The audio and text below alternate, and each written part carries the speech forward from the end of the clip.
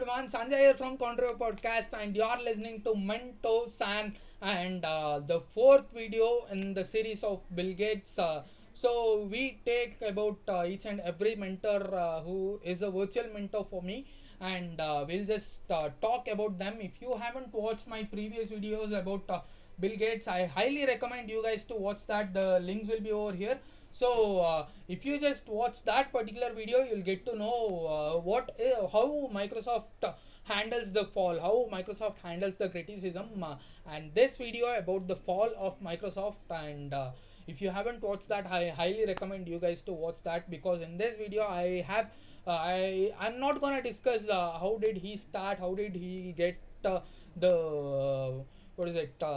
How did Bill Gates get so enthusiastic about the computers? What's the vision of Microsoft? Why did Bill Gates thought that he needs to put a computer on every desk and every home? All that I have discussed in my previous videos. Go make sure you guys watch that. It will be completely interesting, and let's get started. So if people paid MITs, we got a royalty, and if they just copied the program, which was at the time on paper tape, we didn't get paid. It's a market that Microsoft had already been investing a lot, and we've upped that quite a bit since then.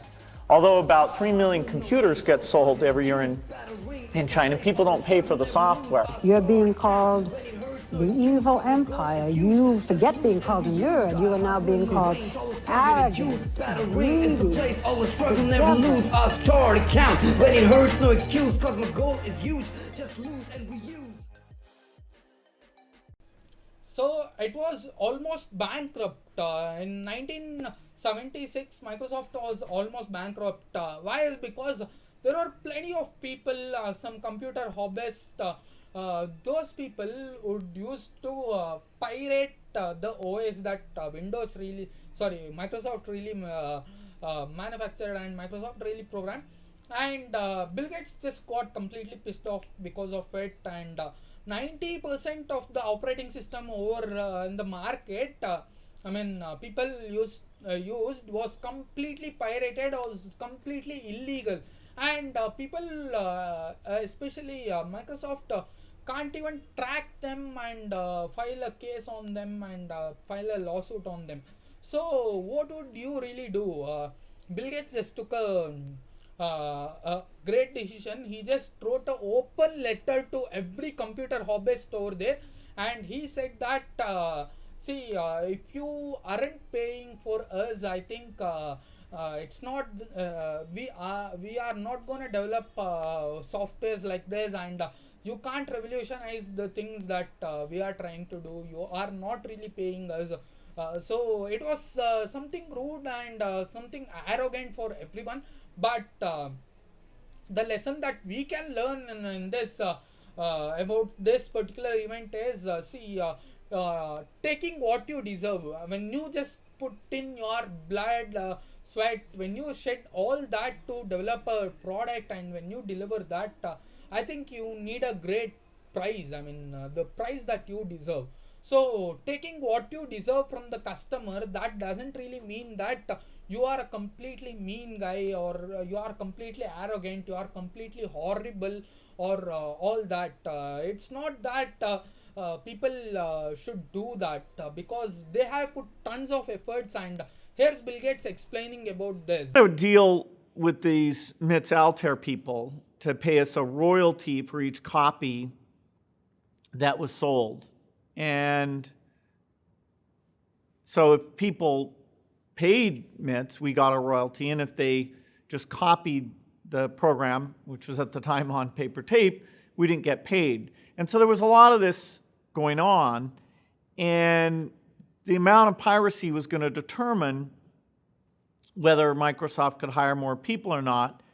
And so I wrote, what wasn't mean, or it was called an open letter to hobbyists that said, by the way, this is copyrighted material, and the more we sell, the more software we'll be able to write. And that started a debate that rages to this day. It'll rage for decades to come. Should creative people who do music or books or software be able to get a royalty for their stuff, or should people pirate it? And there's a lot of complicated issues in intellectual property, but it started early in the computer industry, and a lot of people did actually respond to the letter by coming back and paying the license fee, which was very low. I mean, 1989, what really happened was Microsoft just got introduced this thing called as MS Office. You guys know it, right? Word, Excel, PowerPoint. Back then it was just Word and Excel. What did they really do is they just started they started promoting it for every office that they know, every office in and around the country, and people just got really pissed off, saying that Microsoft is completely dominating the enterprises world, and Microsoft is completely dominating everything that they really see. And they even filed a lawsuit saying that Microsoft is complete dominance. They don't want anyone else, the competitors, to be alive. They are really expanding, and they are doing lots of illegal stuffs like selling Office, selling Internet Explorer to the people, and taking control over the internet.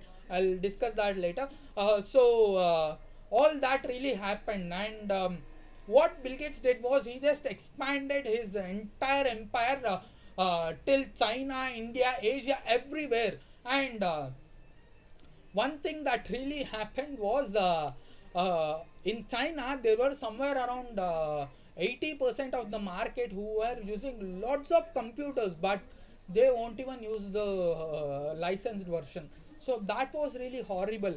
But we have a lesson on that, about that Bill Gates said. The lesson is as long as people consume some product that is related to your company, make sure you just tell them that you need to consume your product. As long as people consuming a product, make sure that product is yours. So that is what Bill Gates said, and I have a video for you. Make sure you guys listen to it. It's a market that Microsoft had already been investing a lot, and we've upped that quite a bit since then. Although about 3 million computers get sold every year in China, people don't pay for the software.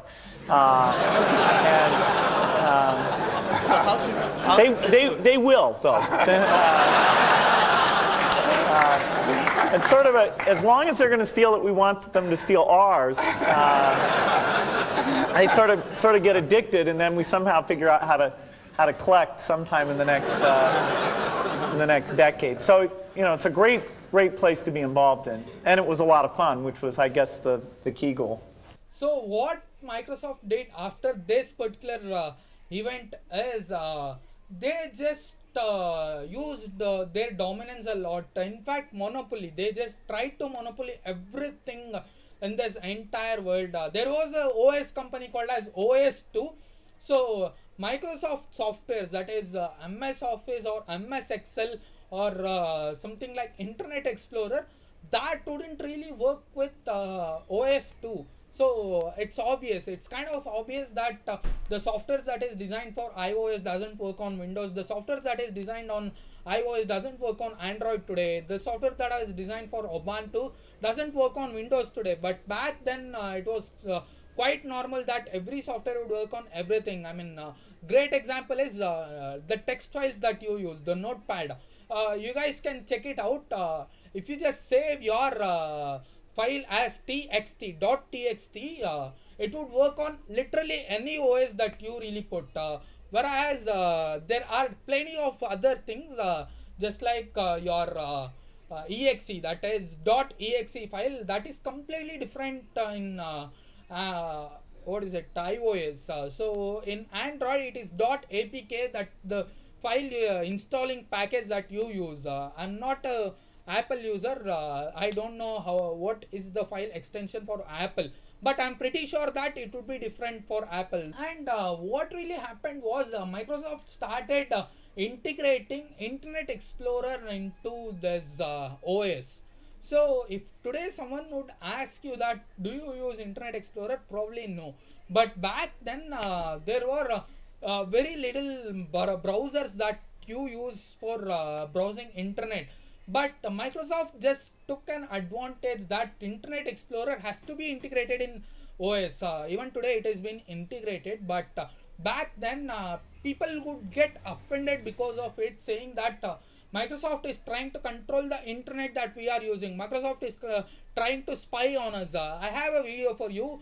So the lesson that we learn from this is, if you are being criticized, you should never take your criticism personally, guys. That is what Bill Gates says.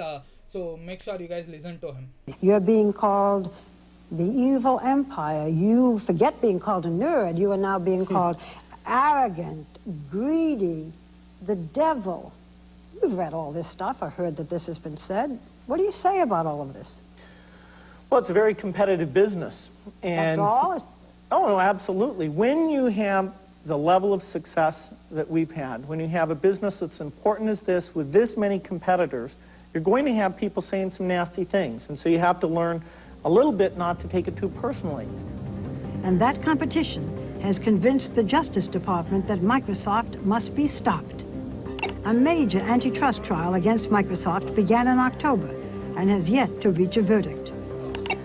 The product in question, the Microsoft Internet Explorer, which is fully integrated into the Windows 98 computer operating system. The charge, creating an unfair monopoly to stop any rival internet browser from finding a place on your hard drive. What the government's saying is that we shouldn't put as many features into our products. It's like telling somebody they can't buy a car. They've got to go out and buy the motor, they've got to go out and buy the tires, they've got to go out and buy the radio. We'd never have the personal computer market today if that's how we had to do things. It said that the reason that you want to control the browser is so that Microsoft controls the internet. Some people ask, when will it be enough? They say you have 90% of the world operating system and you want more. No one is going to control the internet in any way, shape, or form. You'll go exactly where you want and do what you want. The internet is the most pro-competitive thing there could possibly be. One more great fall for Microsoft is Apple started suing Microsoft, saying that our graphic interface, the mouse that we designed, the OS that we designed, Windows just copied everything from us. But finally what really happened was there was lots of interface difference, and there was lots of difference between their technology and Windows technology. And Apple also delayed the software that Microsoft really designed for Macintosh OS. So after all this, Apple started to design their own OS. So that is how Apple started iOS, and I'll talk about that in my further videos when I'm talking about Steve Jobs and Apple. So yeah, this is how Microsoft has faced lots of Bill Gates has faced lots of criticism. When you are a great entrepreneur, your company represents you and you represent a company. I mean your company. So it is not that until 2000 or until 2014 Microsoft and Bill Gates was something that is completely irrelevant or something that is completely different. If Bill Gates just go out there and talk something about talk some bullshit, that would affect Microsoft shares too. So all that would really happen when you are really an entrepreneur. I have experienced that, trust me. So about the fall, I have talked a lot about it. And things beyond Microsoft, Bill Gates is not a person who just focus on one particular thing. He's a person who focus on different things. I mean, lots of entrepreneurs out there. Plenty of people, there are plenty of people who have multiple sources of income. Why not Bill Gates, the world's richest man, the world's second richest man as of today, and for a complete 15 years he was a world's richest man. And what can you expect? He had plenty of multiple streams of income, and I'll discuss about that in my next video. Stay tuned for that video, and drop your thoughts in the comments. The fall of Microsoft, how Bill Gates was criticized, all that, and things beyond Microsoft I'll discuss in my next video. Until then, it's me signing off from Contriver podcast. Meet you guys at the top. Bye bye.